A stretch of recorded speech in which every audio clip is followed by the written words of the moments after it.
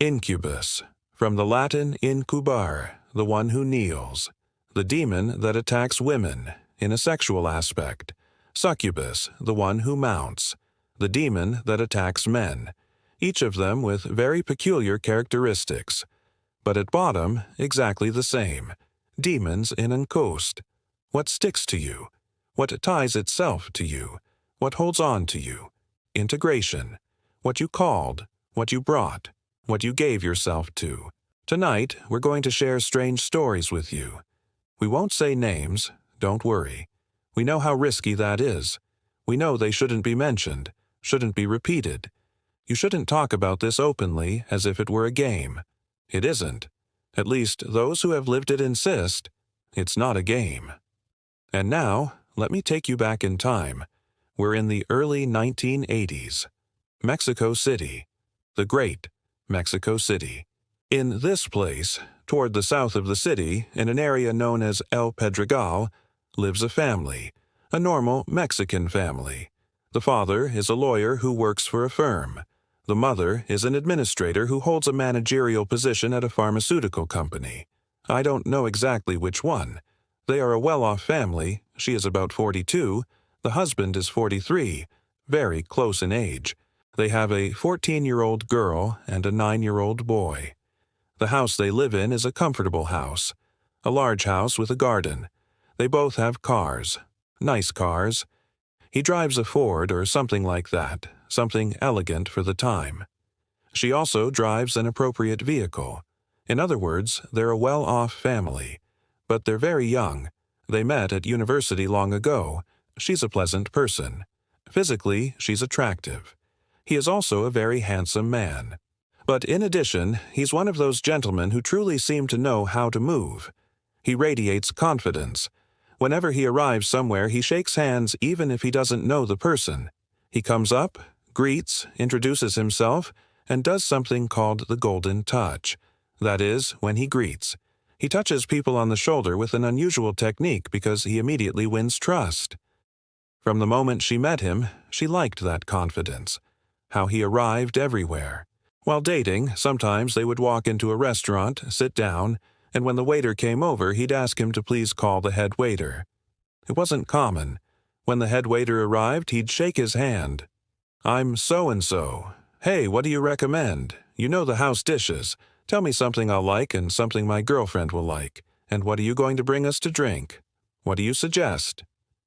He was that kind of person. Surely you know someone like that. Suit perfectly worn. Coming out of the 70s, there was still some influence. The mustache, the slightly flamboyant tie, but he was this man who always came in with a family topic to talk about, the topic of the day. When they graduated and started working, for example when the government changed, he knew the details. He'd been talking with some friends and knew what was what. He recommended how to handle some matter to an acquaintance. He was that type of person. He knew the procurador, the top authority for investigations and all that in Mexico City, and always talked like that. He was a great dancer. No one could take that from him. When the cumbias started, he was the first to stand up, turning with that flair, moving cheerfully. When norteño played, a very particular Mexican music with a little organ and a small drum, he was the first to dance it. Rock, no need to say. When it was time to dance rock, he was unstoppable. He was the type of man who at a party knew how to make sure his partner had fun. Yes, I'm describing the perfect man, except that doesn't exist in real life. The wife, Minnie, was a woman who worked hard, cared for her children, saw to the smallest details. Every morning breakfast was ready. Every afternoon the laundry went into the washer so it would be ready. There was a lady who sometimes helped in the house, but not full-time. She didn't like that. But in general, everything was always ready. And then, work. Let me tell you a little detail. She held a very high position, so she earned a figure with several zeros after the digit. He didn't earn as much, but he had this charisma. Always with the appropriate watch, cufflinks, tie bar, the perfect tie, everything in order. When they arrived at a restaurant, they came in cutting a path. He arrived, took his wife by the hand, pulled out the chair, sat, waved if he saw an acquaintance. If not, he would quickly call the waiter, and, as usual, call the chef or the head waiter. Some already knew him, so they saw him arrive. And it was, "Licenciado? Of course, your table." He always liked a specific table. When the head waiter arrived, "First bring us something to drink. What do you recommend for tonight? What dish would we like? Something like this? Bring me something like that. Sure, sir." And they'd bring the drink, and sometimes he'd say, "No, no, better bring me something else." Later, things simply changed over time. When the children were born, suddenly it was, "You know what? No, bring me the bottle. Do you have Chivas, an expensive drink? Do you have, I don't know, Johnny, green label, red, black, blue, whatever, bring it, put it here, leave it." Boom, and down it went. Minnie noticed this on a vacation they took to a resort. He had too many drinks and it was embarrassing because he wouldn't stop talking, bragging. Then they had to take him up to the room. He felt sick. It was bad. And then it started happening in Mexico City, too. They'd go to a restaurant and the usual, "Call the chef, he's my friend." Everyone was his friend, my buddy, my pal, from the heart. "I need you to prepare a steak like this and that. And send me your sommelier, the one for wines. Have him look. Bring me a fine whiskey. What do you have?" He always knew what to drink and always, "Put the bottle here, leave it." The problem is that at the end of the day he always ended up tipsy and drunk. And yes, I know I've been talking 10 minutes about a person as if we were reading a Corintellado romance. No, no, don't be confused. This is a story from the dark side. And that relationship was headed down a dangerous road. Alcoholism is a very serious thing. And yes, like many alcoholics, he always said, "Booze doesn't control me. I control booze. I know my limit. I get there and stop." Not true. Many times he had to be taken out almost carried. Other times he'd say, "Alcoholic? Me? No way. I can stop whenever I want. Sometimes I go months without drinking." Not true either. It reached the point where they were going to a morning kids' party. A classmate asked birthday for their little boy. Clowns, little things. Before leaving, he would go to the bar on the lower level of the house. It was a big, nice house. Fix himself one for the road to arrive warmed up, and upon arriving, if there was nothing to drink, he'd find a way so somehow sodas and bottles appeared for anyone who wanted something. Of course, he was the one who was going to drink. So they stopped inviting them to many birthdays because, honestly, most parents who put on a party with a clown, balloons, and games didn't expect someone to pull out a bottle of whiskey or tequila and finish it in a 1-hour party. Slowly, this became more frequent. Minnie, who had a very active life, lots of work, a managerial position, began to feel extremely uncomfortable because, in addition, at night, late at night, he wouldn't show up. Where is he? There were no cell phones, of course, so she called the usual places and didn't find him, and at some ungodly hour he'd appear. He had taken some clients to celebrate. But celebrating? Well, he celebrated big, because sometimes he came home so drunk he didn't even know where he left the car. Another time he came back without wallet, without watch, without anything. He didn't know what or how he'd gotten back, and then little messages started arriving. I don't mean notes. The messages were simpler. On his neck, a stain of lipstick. In the car, down on the floor, a lipstick that wasn't his wife's. Those sorts of things that someone did on purpose. And of course, this kept getting more complicated. One of those days, must have been a Saturday, the kids were home, bored. Minnie had to go to the office for an internal event, so she asked him to please take the kids to Chapultepec, Mexico City's great zoo.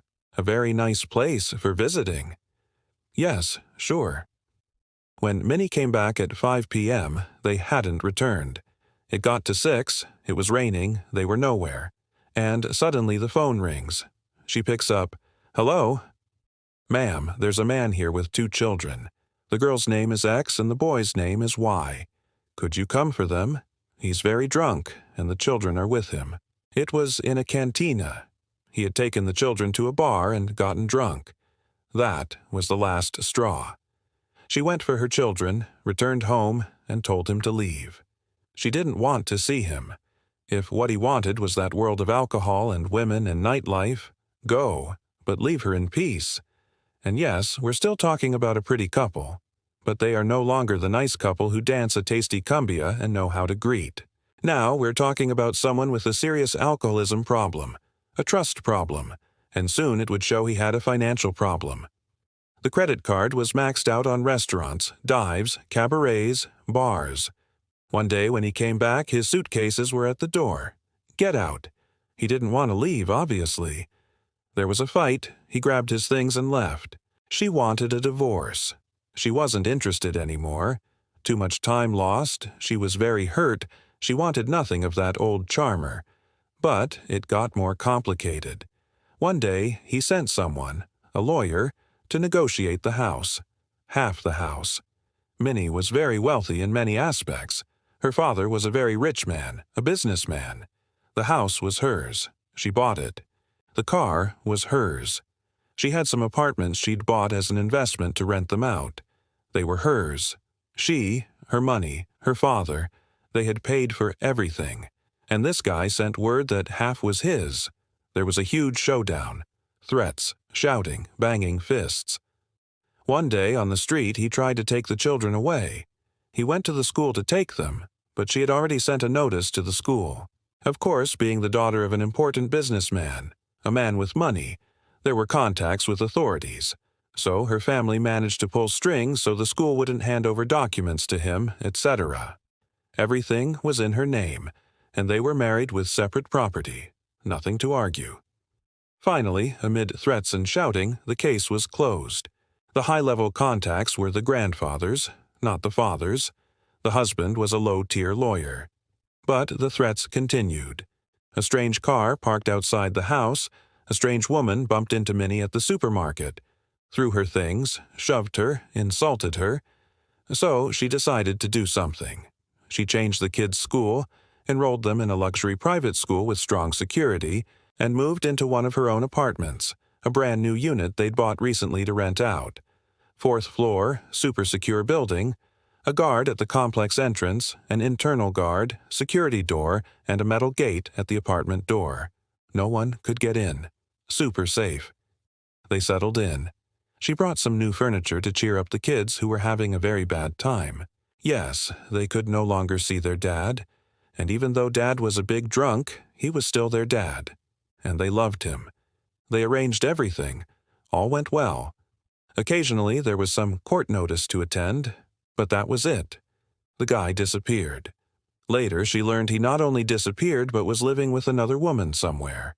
Mutual acquaintances. A friend's wife learned. What was the woman like? Who knows? What did she do? Who knows? But he had a woman. He was doing badly at work, too. He had misused company funds as representation expenses, and they fired him. That didn't affect her much. She let it go. They moved into the apartment, full of light, white walls, 3 bedrooms, living dining room, kitchen, maid's room, a fine apartment. She had a beautiful new car. She'd drop the kids at school. In the afternoon, the grandparents picked them up, in a luxury car as well. They were very wealthy people. Everything went well. The separation was sad, yes, but again, this isn't a romance show. Because then it happened. One evening they returned home. Everyone's there, the daughter, the son. She serves dinner. They watch TV a bit. Back then, Mexico had 5 channels, so not much to choose from. They finish and go to sleep. She stays up a while longer, fixes her hair, rollers, whatever, and goes to lie down. Turns off the light. From outside, some light comes in through the windows from the street lamps. In the living room, there's always a small lamp on. She gets comfortable, turns over, and begins to drift off. She doesn't know exactly what it was. In the middle of that solitude, the silence of a late night, something wakes her. Maybe an object falling. Maybe something opening. She doesn't know. But she sits up, still half asleep, and can clearly see in the doorway of her bedroom the shadow of a man. Undeniably, a man's shadow. Standing, leaning on the doorframe. She freezes. Someone has gotten in, and with the threats from her husband and all that, her heart drops to her feet, and she sees how it moves, but not like a person would move, rather like a cloud of smoke. Very strange, because it starts to move, and she doesn't wait. She jumps out of bed, switches on the light. Nothing. Total silence. A chill runs through her body. Icy. But at the same time, she is a very rational person. Minnie wasn't religious. She'd done First Communion, married in the church, had the children baptized, took them to First Communion because there was always a party. By the way, at both First Communions, the father got drunk. But beyond that, church, nothing. She didn't even remember the Our Father well. So that night she felt a chill, ran to check on the kids. Okay, quiet. Checked the front door, deadbolt, chain. The outer security gate, locked. Windows, fine. She returns to her room and tries to sleep again. It took her a long time until dawn because she had this feeling that if she turned the light off, that thing that moved would come out of the wall where it had merged.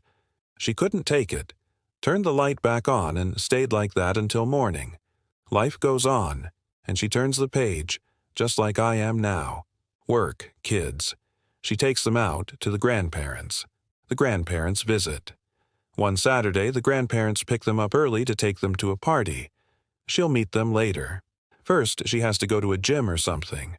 She gets back around 11 or 12, planning to shower and get ready to meet the family. Remember, the apartment is secure. Everything is locked. And every time she comes in, because of fear and threats, she locks the outer metal gate, locks the apartment door, and then proceeds to shower. The bathroom isn't huge. No tub, just a shower. She closes the door, gets ready, steps into the shower. Happy. The warm water, pleasant. She's even humming while soaping up, when suddenly, while rinsing, she feels that something is there. In those years, people used a shower curtain, just a light-colored curtain, and she can clearly see someone standing right there, and she feels horrible. Someone got in? In that instant, she feels that someone came in because she can see how this figure, again, the figure of a man, is there. When she tries to see what it is, she pulls the curtain. She can see it, the shadow moving as if it were about to step into the shower. She's so shocked that she slips, falls, hits herself, nearly faints. When she recovers a bit, there's nothing. She's nervous, but at the same time thinks it must be stress. She's rational. She works in pharma. Obviously, she's in contact with 50,000 doctors. She's read medical literature all her life. She imagines it must be something derived from all this stress and shock. She gets dressed, doesn't even finish doing her hair, throws it in a bun and leaves. She hasn't told anyone. Her parents already have enough on their plate with everything that's happened. Her dad had liked that man who greeted so warmly and always had nice things to say. But then other little things started happening. She went to the supermarket, brought her bags, paper bags in those days. The children helped. Very nice. On the dining table, there's a ceramic fruit bowl. She puts apples, bananas, pears, whatever she bought. The next morning, when she goes to cut fruit for the kids' school lunches, she notices everything looks bad. The bananas are blackened. The apples are dented. Ugly. What garbage fruit did I buy? She immediately thinks something was wrong with the produce. She throws it out. Other things happen. One day, there's a stench in the apartment. Yes, I know, very common in these stories and a repetitive phenomenon. Some non-human paranormal presences can generate effects ranging from olfactory to kinetic, objects moving, falling, dramatic temperature changes. These are shadow-type beings, demons. Ghosts can't do that. They don't have that strength. But she doesn't believe any of that. She interprets everything rationally and calls a plumber to check everything because it stinks, like rotten food or something. She doesn't really know. She's a lady who works in an elegant office in a tower. She's never been somewhere with rotten meat. She can't say whether it's rotten meat or excrement or what. But it smells awful. The kids insist, too. Even if you open windows for air, it still smells bad. The plumber checked everything, disconnected, went up, down, flushed things, and for the moment there was no smell. But the next day it came back, stronger. That night she lived a terrifying experience. As usual, she tucks the kids in, kisses them goodnight, turns off the light, leaves doors slightly open. She goes to the living room to watch some TV to distract herself, probably a telenovela, one of those dramas where the husband cheats. No doubt she saw herself reflected. When programming ends, she turns off the set, gets up, walks toward her room, taking off her robe, getting ready for bed. She's wearing a nightgown, slips off her slippers, turns, and remembers she left a light on in the kitchen. So she turns around, as she is, switches that light off, and as she turns back, she again catches that shadow seeming to move, and she sees it at her daughter's door. She feels horror realizing that thing is at her daughter's door, and not only that, but it moves and enters the girl's room. She gathers courage, runs there, and that thing, that shadow, that man-shaped figure like made of smoke, is beside the girl's headboard as she sleeps. She immediately flips the light on and starts shouting, "Dawn! To be a coward! Don't to mess with children! If you want something, here I am!" Grave mistake. She challenged that demon, as if she had any chance to fight it. It didn't occur to her to pray. She didn't know how. She only shouted not to pick on the kids and to come at her. Obviously, she was a wealthy person with a little arrogance, someone with a family that had shut the husband down using influence and contacts. She was arrogant, clumsy. She thought shouting had solved it. The thing simply dissolved and left. She felt satisfied. 2 or 3 nights later, the nauseating odor returned and the feeling got worse, constant. Other small phenomena piled on. Cold in the middle of summer, walking in and feeling cold. Moments when it seemed like there were people talking. She'd come into the apartment with the kids, and it sounded like someone was chatting inside, as if a group of people were talking, but you could never make out words. Then it would go silent. Sure, it's an apartment, one above, one below, someone else must be talking. But it repeated at dawn, when everything is silent. You start hearing someone talking out in the living room, like 2 or 3 people speaking, but you can't understand. She gets up, approaches. No one. And it comes from her living room, not the wall, not the ceiling. Other times she notices that passing by her bedroom door, there's something at the window, like someone pressed to the glass. That scares her, but they're on the 4th floor. No way. And then came the other encounter. After some days, she was already nervous. This jitter of crossing by a window and, when turning, seeing something there. She interpreted everything as a reasonable person would, as someone with some knowledge in the medical field. She sensed that so much stress from the terrible life she'd lived was pushing her toward hallucinations. She needed to make an appointment with a therapist, she thought. A therapist's appointment. Because sometimes when passing by a window there was something there, and the night murmurs were horrible. That night, months after she'd left the house and moved into this brand new apartment, she tucked the children in, checked that everything was locked, door, grate, windows, and made sure a light was on in the living room just in case, because she was afraid. She lay down and slept. Suddenly, in her dream, she saw her husband arrive, and she was glad, elegant as always in his suit. Sometimes he wore coordinados, a kind of stylish hunting jacket suit. She saw him come in, stand in the doorway, look at her with that mischievous look she recognized. "There's a party. Move over. You know what I mean." She saw him approach, settle next to her, begin to caress.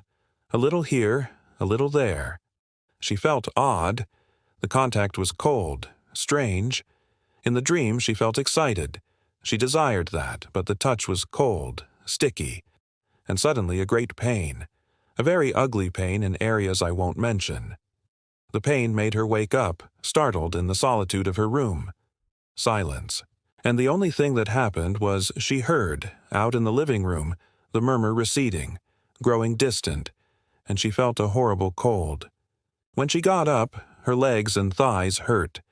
There were odd sensations, as if something had hurt her, But she wasn't going to pray. She didn't even know the Our Father. She was sweating and in pain. She did not sleep.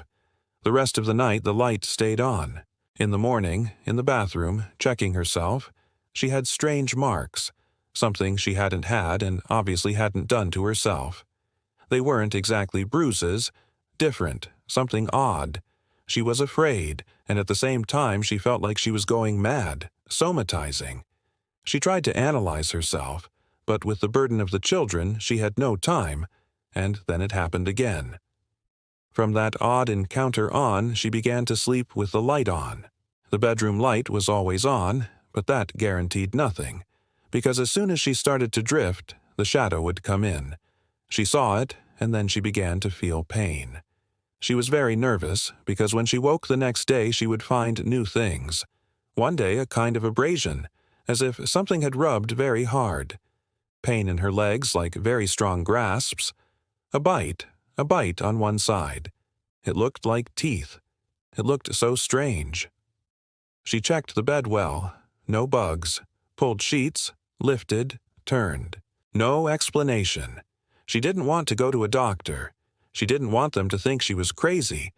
But the awful feeling spread. Then came the next attack. It was Saturday morning.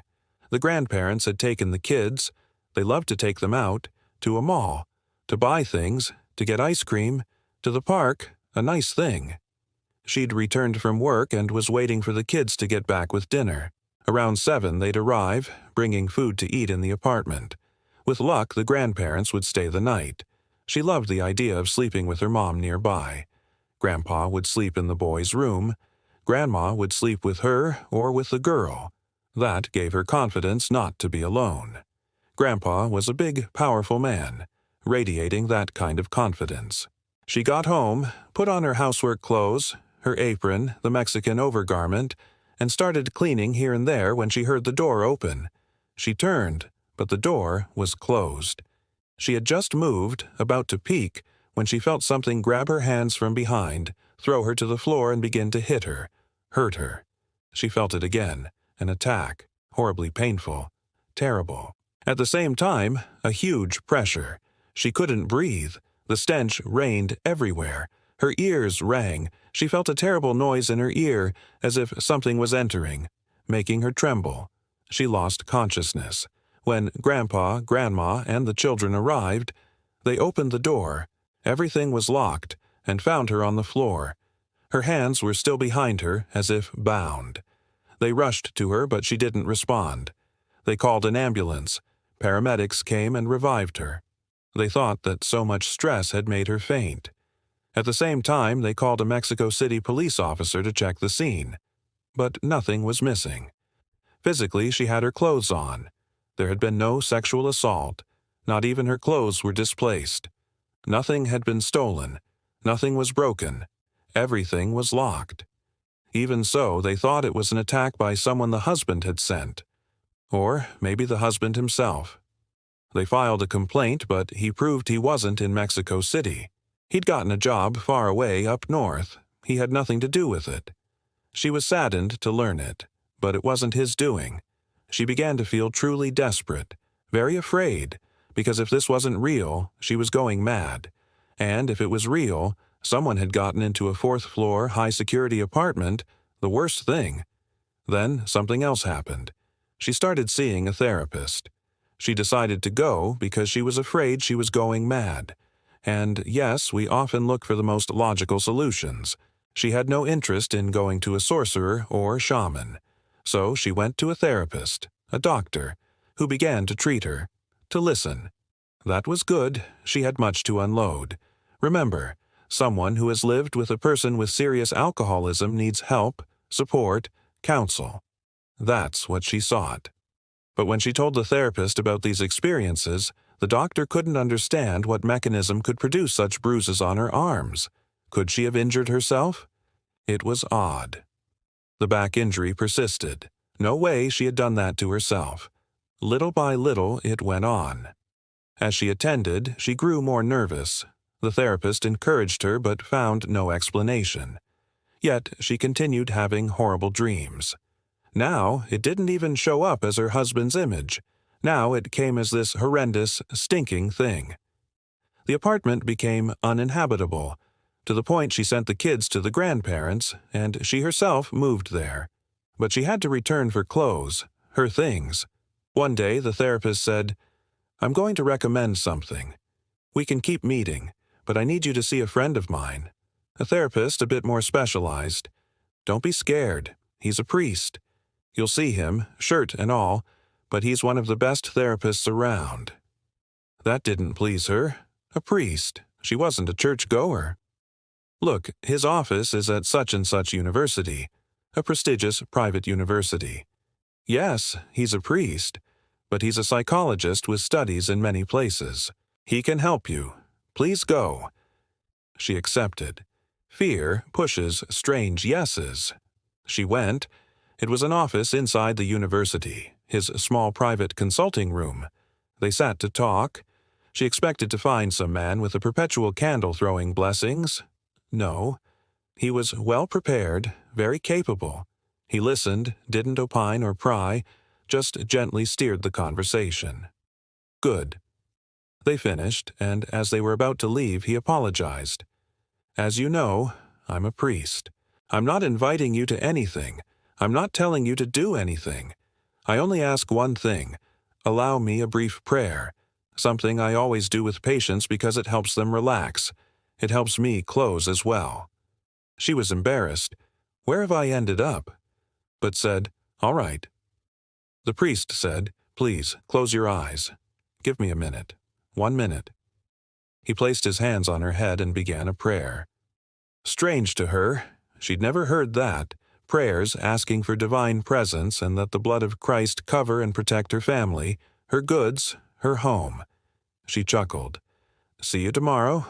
Hey, Minnie, do me a favor. Don't hesitate to call me no matter the hour. Here are my 2 numbers, office and where I live.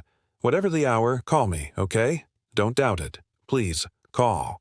She left with that odd, strange feeling and decided to stop by her apartment to pick up clothes, then head to Grandma's. She went in. Things were broken. The stench was unbearable. The cold, that sense, stepping in, of a crowd, so horrifying that she ran out. Next day she'd go to work with what she had and then buy more clothes. She wouldn't come back. She was so scared she felt, "What have I done? How did I end up with that guy?" She even felt that going to the priest psychologist was a mistake. He'd suggested things. Filled her head. At her mother's, she said, "I'm not going back. What a grave mistake. This guy just filled my head with smoke." "Don't worry, daughter," said her mother. "We'll see what to do." She went to bed. She didn't expect to sleep. In recent days she had barely slept. Very thin, worn, with dark circles, dry hair, but that day she lay down, and as soon as she closed her eyes it showed up in her dream, screaming, horrible screams, ghastly. The sound came closer. It tried and tried, but couldn't touch her. It drew near. She saw in horror how it came toward her, but it couldn't touch, couldn't cross, couldn't get to her, and it began to shout a name. She clearly heard the name, screamed over and over, and it shouted, "Repeat it. Say my name, say my name, say my name, say my name, say my name." The whole thing went mad until she woke up sweating, trembling with fear. It was past 11:30 p.m. The first thing she thought to do was call the psychologist. She would never do that. Imprudent. But he'd told her. Any hour. Embarrassed, she called. On the other end, his calm, pleasant voice, "Tell me, how can I help?" "I dreamed this." "Don't repeat the name," he said. "Forget the name. Don't think it. Don't say anything. Only think this.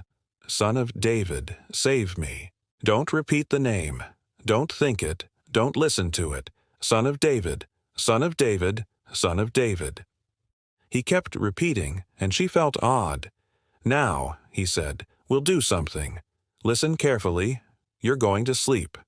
"I can't sleep. I'm terrified. What did you do to me? Why do I feel so afraid? What happened? What did you—" "Don't worry. It's nothing. You're going to sleep and rest very well. You'll feel very calm. You'll wake deeply rested and happy. At the count of 5, you'll hang up and sleep. She remembers nothing else, only waking next day, calm, fresh, in her bed. Strange. Perhaps during the call he used some hypnosis. Who knows? The fact is, she slept like never before. She got up. The phone rang. "Hi, it's so-and-so. I'd love for you to come talk," the doctor said. "But I feel uneasy. I don't know what's happening.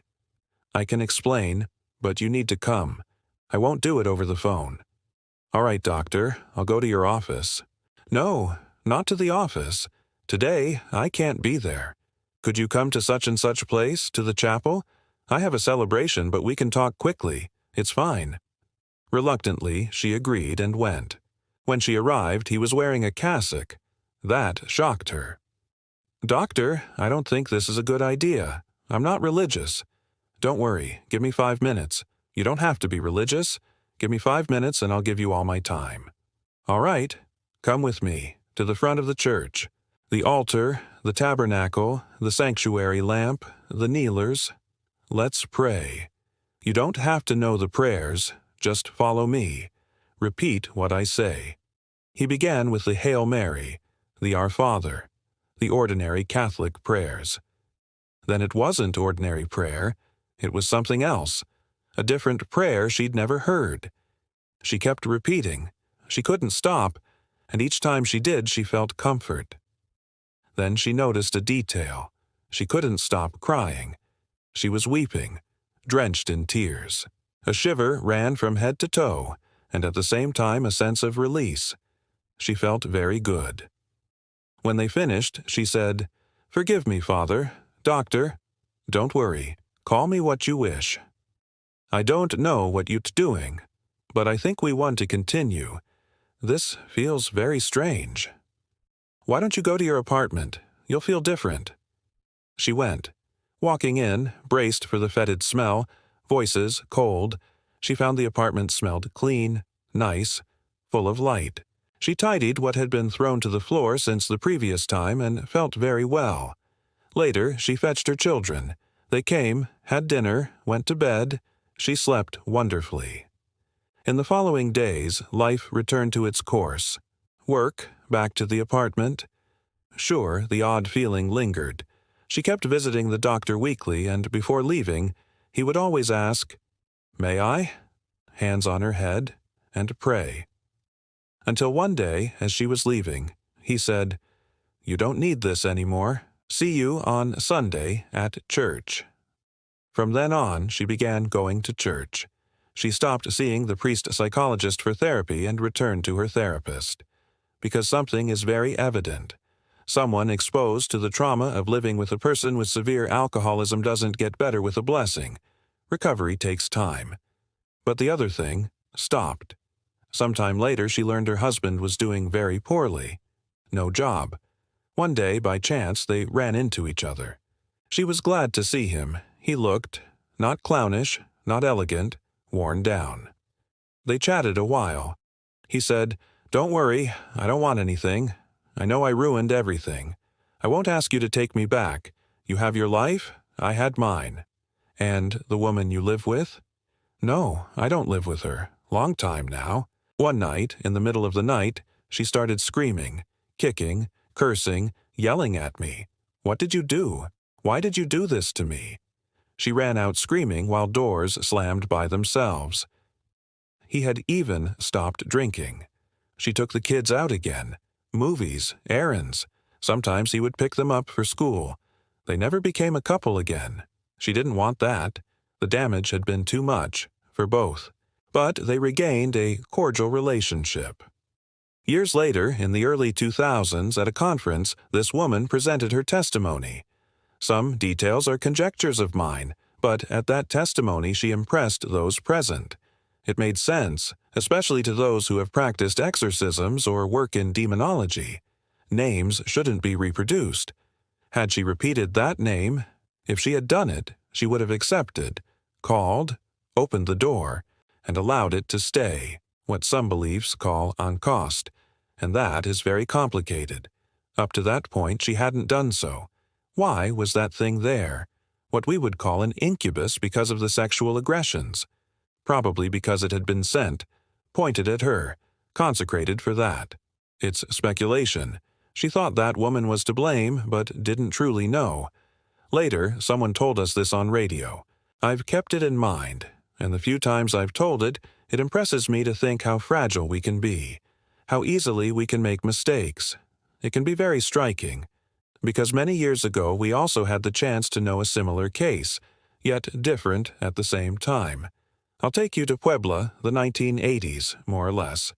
A man goes to visit a family beyond the center, at their home. When he arrives, there's a party, a family gathering, cousins, aunt, grandma, little nephews running around, people coming and going, someone chatting, laughing, and suddenly, in one room, there's a group asking questions in amazement like, "Who will I marry?" "You'll marry so-and-so." "Oh, what about this?" There's a man there, someone they invited, a guest, who seems to predict the future. It's a kind of parlor trick for entertainment. Don't imagine they brought in a shaman.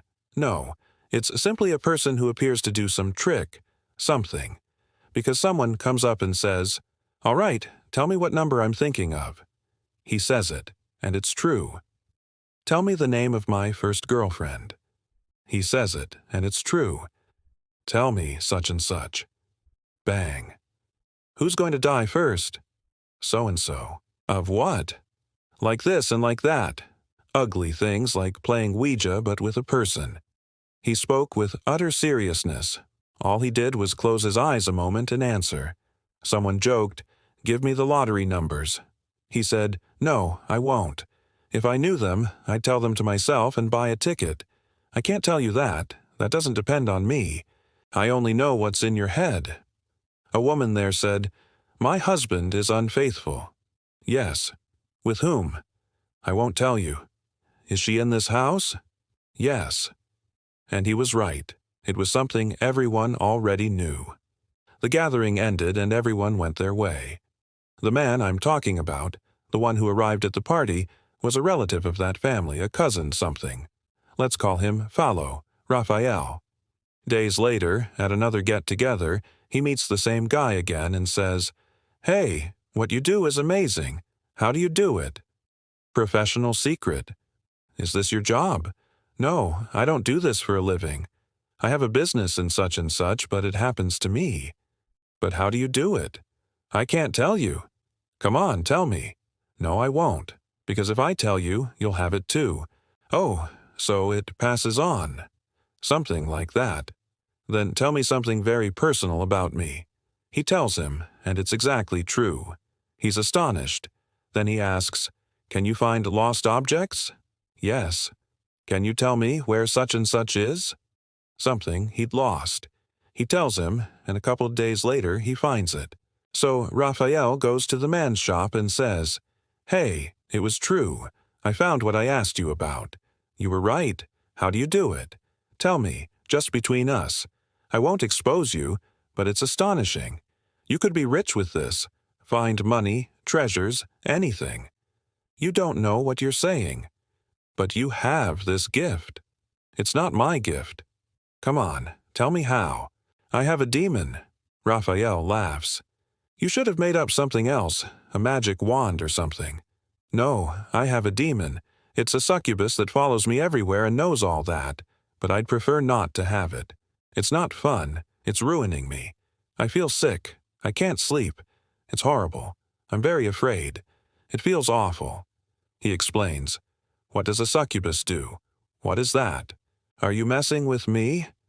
"I'm not messing. A succubus is a sexual demon. It attacks me sexually." "Awesome." The fool still jokes like a 15-year-old. "There's nothing awesome about it. It's like being with a corpse, with the dead. That's how it feels. And it harasses me all day. It's horrible. But you can know so much. I'm wasted. So how do you manage it? Is it next to you? Do you call it? Does it come?" "It's not with me all the time, but just by thinking its name, by thinking it, it comes to me. But everything I ask it, I have to pay, and it's finishing me. With that, you could do amazing things. Tell me its name." I can't. Come on. No, because if I tell you, you will have it, and every time you think the name, it will be with you. And even if you don't want to think it, the name will come back, and it will be there, and you'll see, it will ruin you. Tell me. Come on, tell me. That day, nothing more happened. Rafael left thinking he'd been teased. Days passed, and curiosity gnawed at him. Imagine, with that he could locate back at his grandparents' hacienda, old tales of buried treasure, maybe he could find lost things and get rich. First thing in this idiot's head was money and fortune. He returns and finds the seer looking ill, run down. What happened to you? I can't anymore. Tell me the name so it comes with me. And he told him. Rafael left happy, but halfway home he almost crashed because he felt that thing right beside him. That night he didn't sleep. Every time the name came to his mind, the phrase, that name, which I obviously will not tell you. The thing was next to him, and far worse than he imagined. He thought he'd arrive and say, "My lovely genie, grant me." No. It would appear and start attacking him, assaulting him. It was horrendous. Stench, cold, pain, like rending the legs, like something grabbing and starting to cut your throat. And though no visible wounds appeared, the sensation was monstrous. Strangled, pinned, and the name came by itself. You didn't even try to think it. Suddenly it was in your head, exploding there. He grew ill and went to see the priest. "Father, this is happening." The priest didn't believe him, sprinkled a little holy water, gave him a blessing, go home. He wasn't cured. He looked for help elsewhere, another church, no use, probably didn't believe him either. He went to a shaman. The shaman didn't even open the door. From inside, "I can't do anything for you. Take away what you carry." He went to a sorcerer in Catemaco, a witchcraft place in Mexico. They didn't let him in. When he arrived, there were dogs, flies, things that wouldn't let him approach, because it was there. The person who told us said that after a couple of months he was a skeleton, jaw sunken, and even if he wanted to play the old guessing game, he couldn't, because it no longer answered him. It only appeared with the name and threw itself on him, attacking. He died. He couldn't do anything. No one could cure him. It killed him. That phenomenon is known as integration, because he asked for it. Not only did he call it, as someone might accidentally, not only did he open a door by being foolish, he requested it, and he found death.